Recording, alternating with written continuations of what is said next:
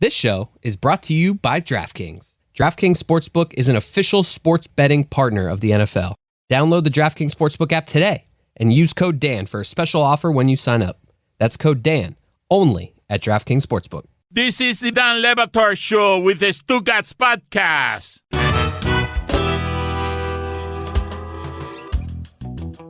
Oh, The Last Duel comes out next week. I gotta go to the movie theater for that. Ridley Scott. I have a Tarantino, Nolan rule. I think Ridley Scott's gonna make his way in there. Guillermo del Toro. Or just certain filmmakers that no matter what, take the money. I'm going in week one. What are those? Do you have any of those filmmakers? Or is it the same ones that I kind of outlined? Me or Dan? You. The Coen brothers? It's not always great, but I will watch any Sorkin vehicle. That is so on brand. Isn't it though? That is so on brand. I love leaving a Sorkin vehicle and talking like Sorkin characters. Yeah. I just like the witty repartee just comes from my mouth naturally. Very on brand. I find him exhausting.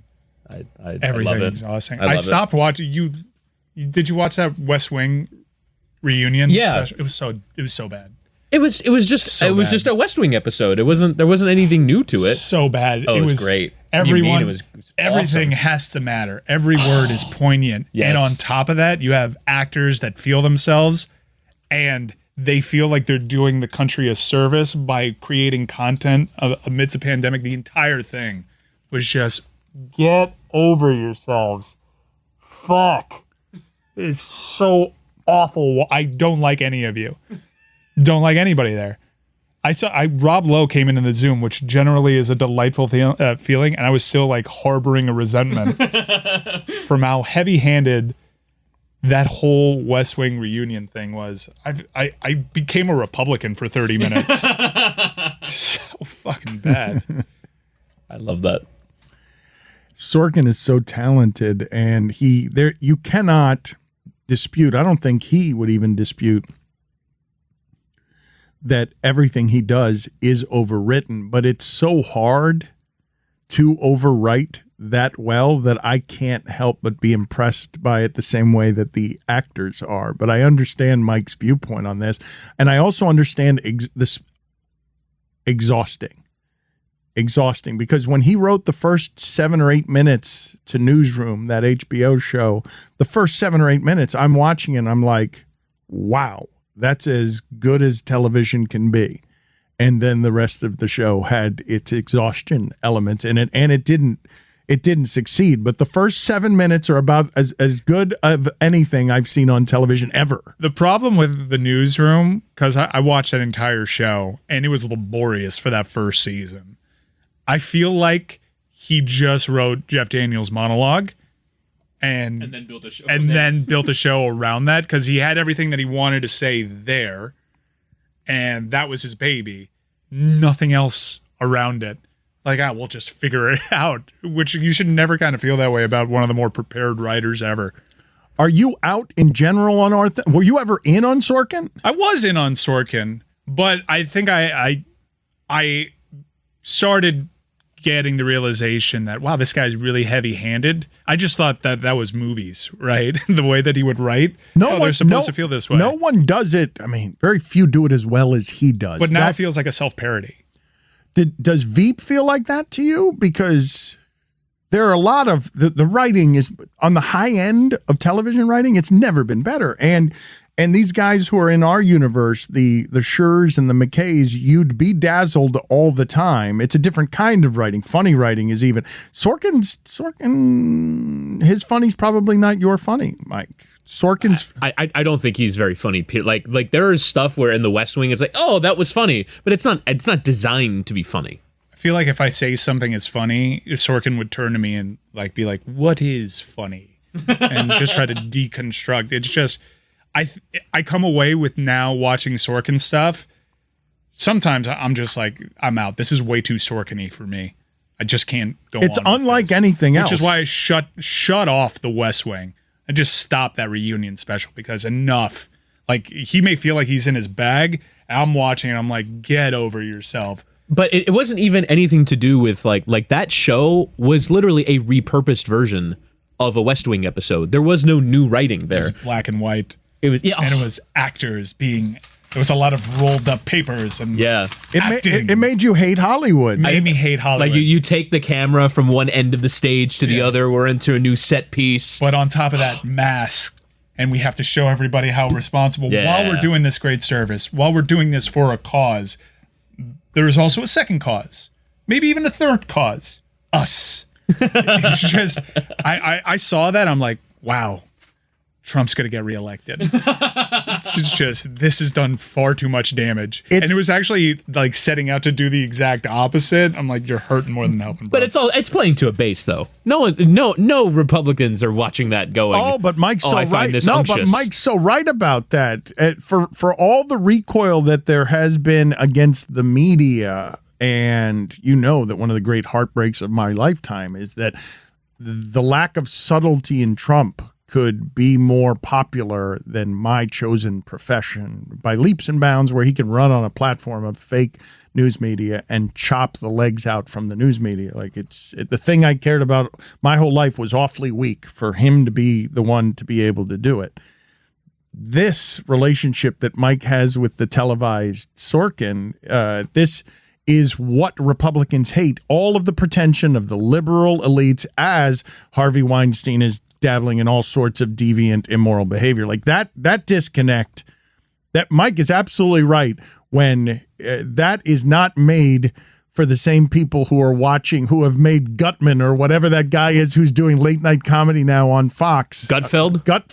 Such a great name. It's like a fake name. I'd create that in fiction. Gutfeld is what I would create in fiction for a name for that show. Fine. $10. I'm glad you have a contribution in the Sorkin segment, Stu Gotts. I'm actually going through this right now because Tarantino is another guy that relies on his tropes far too often, and he knows his base will eat that shit up. Except he says the reason he's going to stop making films is because no director has ever gotten better at his age. It's an interesting bit of self-awareness on Tarantino if he can actually hold out that long from Hollywood's temptations as somebody who comes from the Weinstein empire. I like his line of thought, and I think it actually applies to him because he has a very distinct style that he doesn't depart from. And it was in reading his expansion on Once Upon a Time in Hollywood that I was so grateful that his true vision had to be edited for screen, because if you just give this person free reign in that medium, like there's this chapter on Brad Pitt's character where he just goes full nerd onto Japanese cinema and he crafts a part of Brad Pitt's character that's not a part of the ethos of that character. It has nothing to do with it. It's just diarrhea on a page from Quentin Tarantino because he's just saying things that he's into. And Quentin Tarantino is a very selfish filmmaker. It has to be his way, the same way that Aaron Sorkin is a very selfish writer, but one of the most selfish people in Hollywood. Aaron Sorkin doesn't want other actors to actually interpret what he's saying. No, I'll tell you what you're saying. Well, that's one of the things that comes up, that if you check out the South Beach sessions from earlier this week, you will see that comes up. You don't change a syllable of dialogue on Sorkin, Rob Lowe said. No, famously with Aaron Sorkin, that's the deal. And I think it applies to Quentin Tarantino, that rule. Of course, he's going to have that belief fortified because, hell, he came up with a thought. But it's not the same for many other filmmakers. Ridley Scott, I feel like, is one of these filmmakers that's getting better with age, taking more chances, doing different things. Are you saying that Sam Seaborn could not just ad-lib and do what he wanted to do? Like, what's the point of having those great actors and actresses if they can't do what they're supposed to do? You're blaspheming. Stu Gotts raves about the West Wing. I love it. The best. Raves about, and it's a stunner for Stu Gotts because he likes Tango and Cash. And what I'm telling you is Aaron Sorkin at this point right now, he's kind of feeling like a campy version of Aaron Sorkin. No, but I mean, Stu Gotts is referencing, Aaron Sorkin's kind of original work. I mean, A Few Good Men is his original work, but on television, The West Wing is his original work. It's from the late 90s. The show actually looks old. If you go back and watch it on Netflix, it looks old. I love it just because I love the subject matter and the overwrought dialogue that you and Dan are objecting to, Mike. But it is an older show, and like it's like writers, it's thinkers. Like I agree with Mike. I'm stunned that you like it that much. I love it. It's fantastic TV, and the writing is amazing on it. I'm marveling at the fact that you have Allison Janney, that you have Rob Lowe, that you have Bradley Whitmore, that you have some great actors, Arden Sheen, and they can't stray away from Aaron Sorkin's script whatsoever. Not a syllable. That's why I brought it up, because he mentioned Rob Lowe. Not a syllable. And he has power over casting. He has a power that screenwriters don't necessarily have in Hollywood. He's earned it. He's got the hardware to back it up. But at this point, he has a lot of go-tos. Yeah. A lot of them. And it's just like, relax. He's just getting up to get a bagel. We don't need to make this a whole thing. It's just overdone for me. Exhausting. I'll still watch him. He's a screenwriter. He's one of those people. Like Fincher, the same way. Like, I don't care how heavy-handed we'll get. Same thing with Tarantino. I'm going to give you the shot because I was a fan of yours at one point. But I'm also going to give myself the out to be like, okay, you're just parodying yourself. Doesn't everyone have tropes though? Like Scorsese has used the same Rolling Stones song in like 6 different movies. Yeah.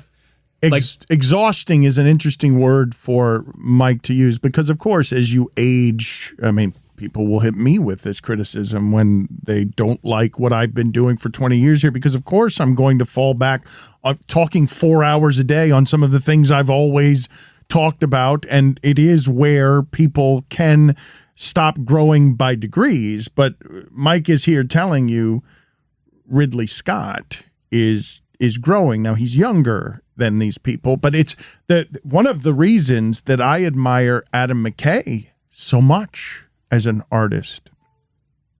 Beyond him being Ridley Scott's 83. What? He's younger than some. That is not unbelievable. I had no idea that Ridley Scott was that old. Do you still think he's the same guy from Alien? How is it? I did not know that he Who was did you anything. think Ridley Scott was? The guy who did the movie that Gladiator? You did Gladiator.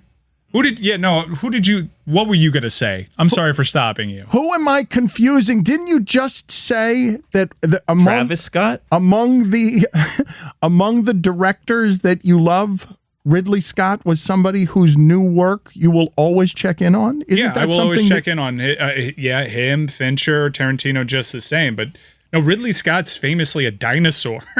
And so it's actually really exciting that he tries new things out. And the thing about watching Ridley Scott films, and there's one coming out this weekend, The Last Duel, which is Damon and Affleck are working together in the writer's room. They brought in a really good screenwriter. She did really good work on this script to make it more robust and make the women in this film a lot more interesting and have her perspective. They tell the story from multiple perspectives.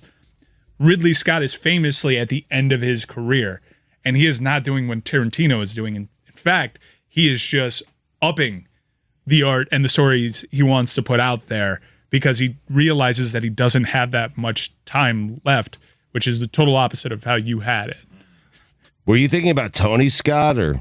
I'll tell you what I was He's no thinking. longer. He's dead. Yeah. Tragic. I thought, did Ridley Scott do Interstellar?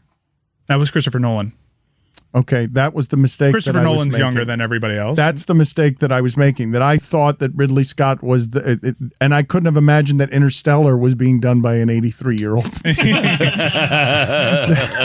Well, Nolan's got to be is getting into that Sorkin territory where he has these tropes that he likes to lean on a lot, and this was a shot across the bow. I warned Christopher Nolan after Tenet.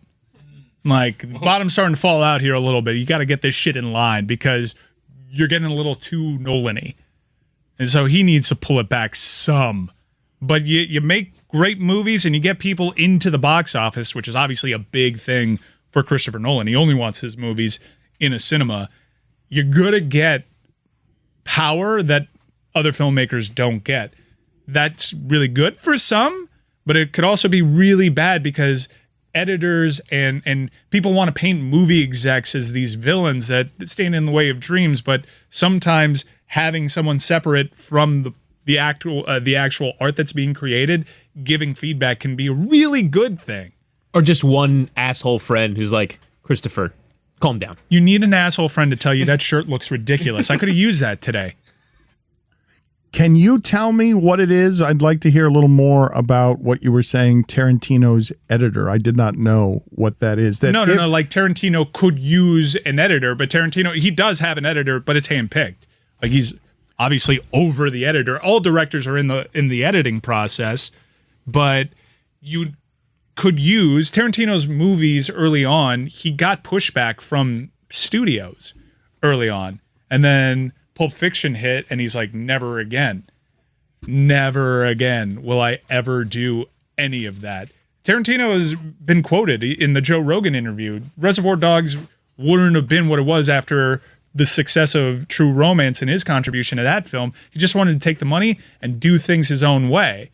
And someone, I believe is Harvey Weinstein, was telling him, hey, hold on, let's go through proper Hollywood channels, and I think we can get your career to where it believes, rather than you letting yourself down because you don't have all the tools at your disposal. Sometimes these things can be an asset.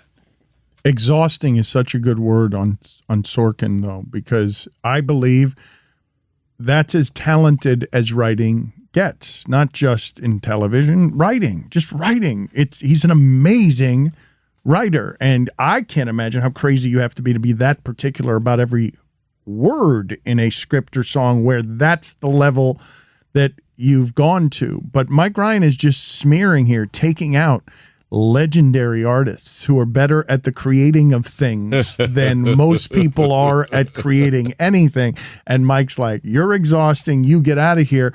Who's somebody else, somewhere else, so good at what they do that you simply get exhausted because you can't keep up with just sentence after sentence of, eloquence and a tapestry hitting you in the face? Tom Brady. I think the unprecedented nature of Tom Brady will always make it interesting. But as much as I like tennis, I did get bored when Federer was just doing it all the time. Having two other guys was really interesting until it became, now it's just three guys and they'll just take turns. But that went on for so long that even that got kind of boring, to the point that you're like, oh, Medvedev, this is exciting. Tsitsipas, this is exciting. We needed new young blood. We needed a fourth and fifth guy, and they needed to be young. Yeah, the old guys got to get slayed. You got to slay the dragon. Didn't Vladimir Klitschko ruin boxing for exactly this reason? Perfect. That is perfect, Witty. Yeah, he was so boring. He ruined the heavyweight division by being so dominantly boring. We were talking earlier this week about how that big heavyweight fight, you had the excitement because there is nothing. You'll have super fights in boxing, but there'll be two little guys fighting. Nothing gets the attention and the energy of two massive guys that can knock you out with literally any punch. Nothing does that like heavyweight boxing. When people think about the glory days of boxing, is when the heavyweights had it cooking, and Klitschko ruined all of that. Ali feels a little bit more diluted just because Klitschko lived. Lennox Lewis ruined it before Klitschko ruined existence. it. Yeah, ruined it. I don't even like Creed as much because Klitschko had fights out there. But Fury knocked Klitschko out of the picture for us.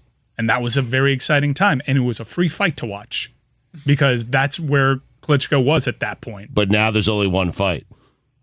Yeah. And there'll be a clamoring. We need new boxers.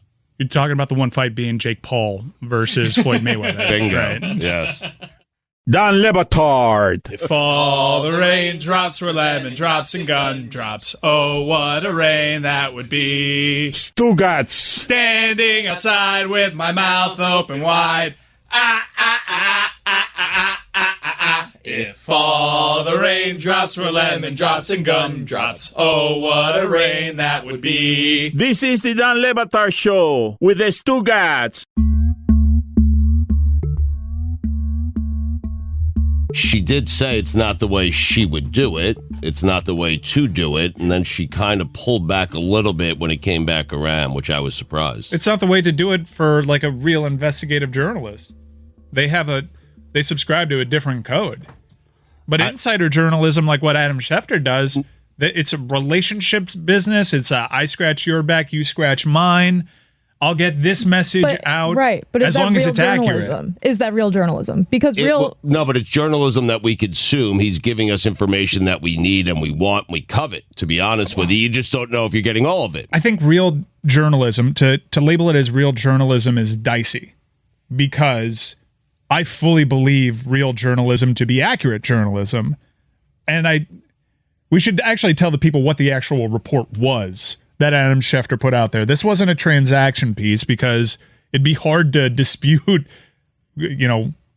Washington football team trades Kirk Cousins to Minnesota Vikings. And you can understand why he'd want Bruce Allen's side of that. But I think you were showing me during the show, Jess, that it was a ratification of the NFLPA and NFL agreement.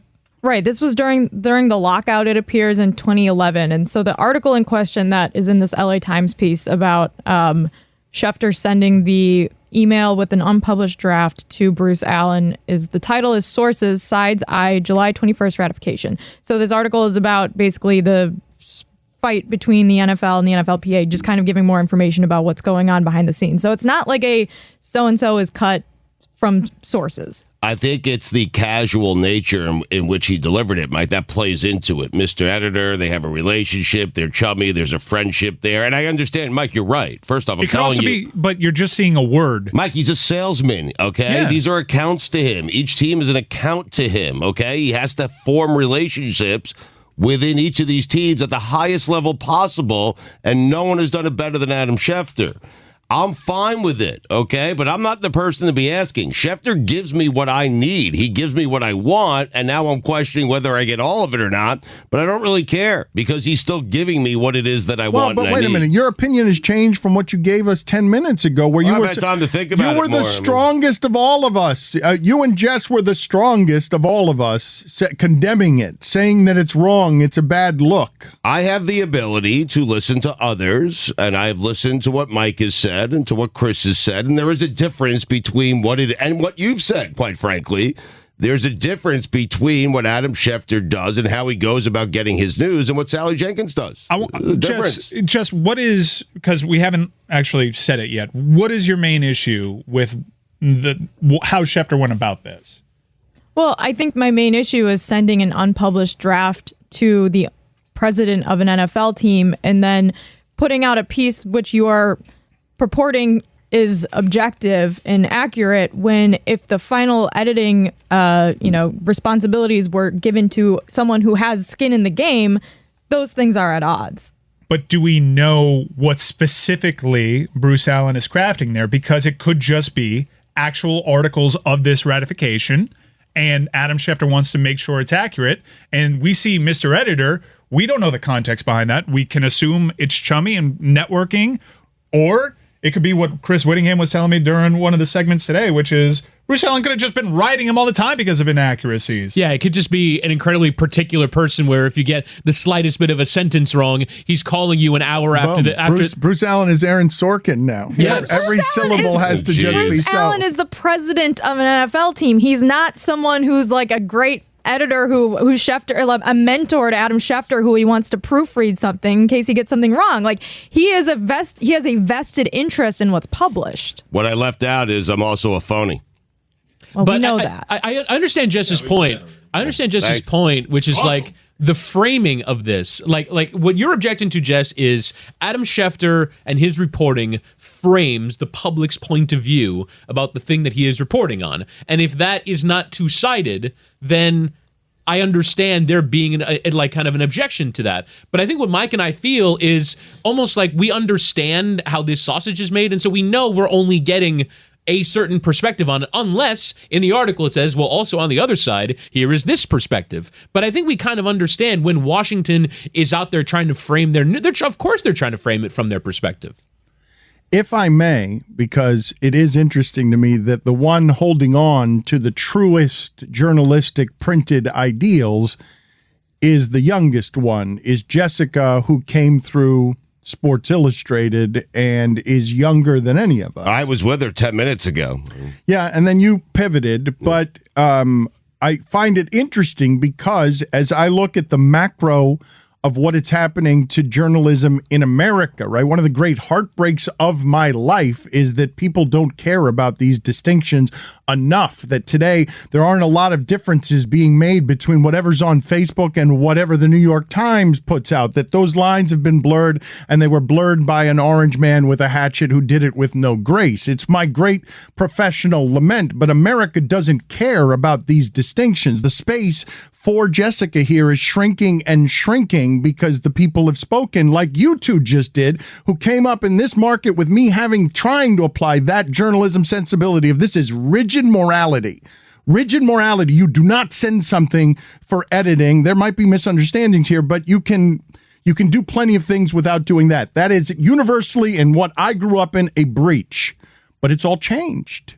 All of it has changed, and it's changed so that Jessica's opinion is a very small one shouted into a well.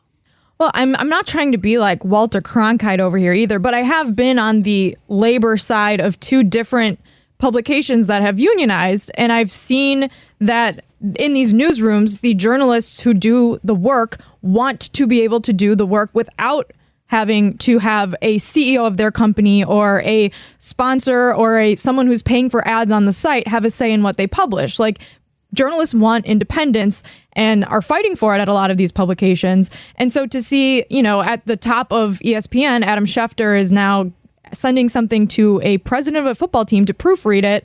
Like, I don't think that's the norm, and people shouldn't expect that that's the norm, because this is why we have distrust. This is why when your average person reads the news, they distrust what they're reading, because you wonder, where is this coming from? Where is this coming from? And in this case, it's coming from someone with a position of power. In the story, we don't know if Bruce Allen had a say in what was published. We don't know if he changed anything, but you can cast doubt on what's being written here.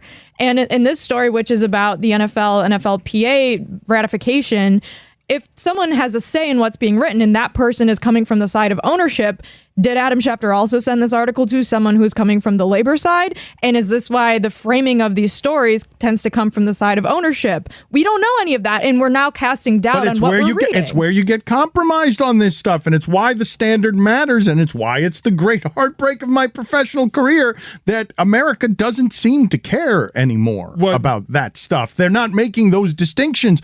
Never mind on facts. Between how much something needs to be vetted when that's your standard, Jessica, to print something, anything, how your standard has to be so very high when you would look at this and be sort of disgusted by it from that standard. People doing that kind of work would look at this and say, that's not journalism. If the worst of that is true, that Adam Schefter's saying, hey, Bruce, tell me how to write this. But what I need to know and what I want, what I get from Schefter, is that the Broncos signed John Brown to the practice squad. I don't care how he goes about getting it. But you want to know if it's true or not, and I don't doubt that's true. The accuracy in this reporting. I don't. When we were at our most intense part of our debate back here, you said if Adam Schefter is someone that's not a league partner and working in his job, he could be disciplined for something like this. And I told you, but he is. And I know that he is. So is the frustration with people that just don't get the deal with Adam Schefter? That there are people out there that don't know how to differentiate these things? Mike, I think people would be surprised that he afforded someone an opportunity to proofread a story that he was reporting on. Not at all. I'm not at all surprised. But Mike, You're not, but people are going to be surprised. You know how the sausage gets made more than probably the average person. I do think that this, there's obviously a problem with media literacy in this country, because you can't go on a website and differentiate what is a reported story, what's an investigative story versus what's branded content on a lot of websites. Like, that's a real issue too. Which, to Jess's point, is why this is so important. In some ways, the conversation we were having earlier in the show about John Gruden and being taken out of the Ring of Honor in Tampa, but then you have to go back and vet everyone else. The reason why that's important is because all the other side is meant to do is just muddy the waters and go, well, you might think that fake news on Facebook is BS, but everything is BS. The New York Times is BS because they're gonna look at the shit that they do to get their story. Look at what ESPN is doing to get their stories, and all you have to do is muddy the waters, dilute the trust in any of it, so that you can dilute the trust in all of it. But when I say it's one of the great heartbreaks of my life. I think of the Washington Post and just a couple of newspapers that have the resources, the wherewithal to do it right now, that democracy dies in the darkness. That when you start gray airing all this stuff and do it under shouting about freedom, what you're actually doing is you're threatening this very important checks and balances. If you keep making the people who do it with this standard irrelevant because you'll believe anything and you'll muddy the waters, those people won't be there for you. We're seeing it in Miami. These local hours I'm doing with Billy Corbin are batshit crazy. That it's so hard with limited resources to handle corruption if you're not holding this highest of journalistic standard against these politicians who have no shame, are incapable of shame. Like, this is what's happening in this country now, and what I'm talking about is apocalyptic, and it's stupid compared to, really? Schefter's report on practice squads, or whether he needs Bruce Allen information. Like, this is not the fall of democracy over here. But this is also not investigative journalism. I mean, it is. I actually think, outside of, is this okay, Mr. Editor, and the person actually writing it, I think the journalism behind it is, hey, is this accurate? I think it's journalism. But my people don't. You're in the business. Jess is right. People don't want to see how chummy of a relationship that Adam Schefter has they weren't meant with a person that he's reporting on. It was leaked. That's fair. Okay, but now that they've seen it, I think that's going to make some people uncomfortable. It would make people uncomfortable what I know and what I don't say on the air because I protect my sources. Of course. And also, for what it's worth, this article could be completely accurate. There could be no factual errors in this piece, but now you know it's coming from a source who is the president of the Washington football team, and he had a say in the way it was framed. You can have accuracy, but still come at it from a different perspective because the person who proofread it is someone who has skin in the game. And that accuracy it's Bruce Allen's version of events. In theory, the journalist's role is arbiter of the truth. You take something from one side, something from the other side, put it together, and you write the truth. And if, for example, we're having a dispute about something in a labor negotiations, Bruce Allen is going to come at that a lot differently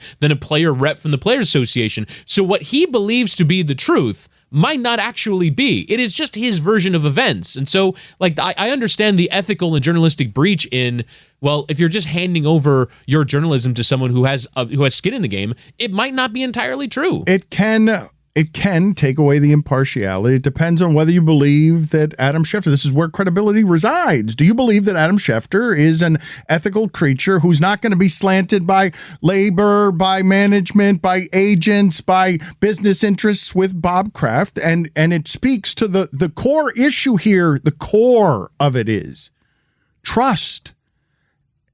Do you trust Schefter? But I can flip that on you and say, how do you think he got this good at this? These people trust him. He treats them with care. He's an unbelievable human being. Like I don't know if you saw the HBO Real Sports special on him and his relationship to 9/11 and what his family became after 9/11. He's a kind and decent and good person. Do you trust him? And his sources clearly trust him. Is it because he's compromised? That's for you to discern. Or is it because he cares? He treats things with great care. That's certainly, I don't like seeing Mr. Editor flash across my timeline either, but I think that's irrefutable, Dan. But I don't even know if this is me being in the media because I'm not in that type of media. I just consume it. Like, I know if Adrian Wojnarowski reports a story about the Cavs, that's coming from Dan Gilbert. I know if Chris Haynes reports something, that's coming from LeBron's camp. I know now that if Shams has a scoop about Kyrie, that's coming from Kyrie. I know I can kind of connect the dots on who's feeding who here. No, but that's a media literacy, though, that you've acquired from talking to people that work in this industry. Most people do not. Most people do not have that. John Heyman is Scott Boris's guy. Like, I can piece together who's scooping. But I know that if Dan reports something, it's not really from a Heat player perspective for the most part. It's probably coming from relationships in that organization. But, Mike, most people aren't armed with that knowledge. They aren't armed with the knowledge of how our industry works. You are. The public is not. And I think, Dan, the phrase you used was, it's for you to discern. And I think that's where the subject of media literacy comes into play.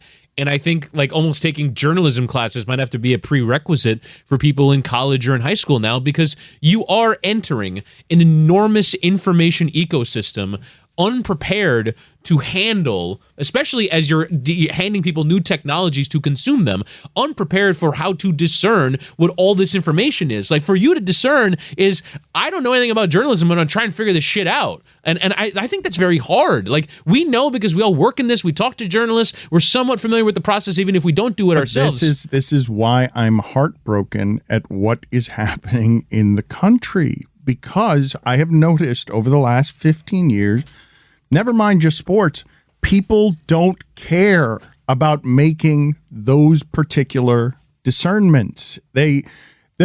And the reason that it alarms me so much, coming from Cuban parents who lost their freedom, is this is how propaganda happens. This is how you don't trust the government state newspaper or Facebook, because you don't know what people are arguing about facts, getting their own information. Everyone's arguing. Everyone's confused. No one trusts anybody. Like, that's...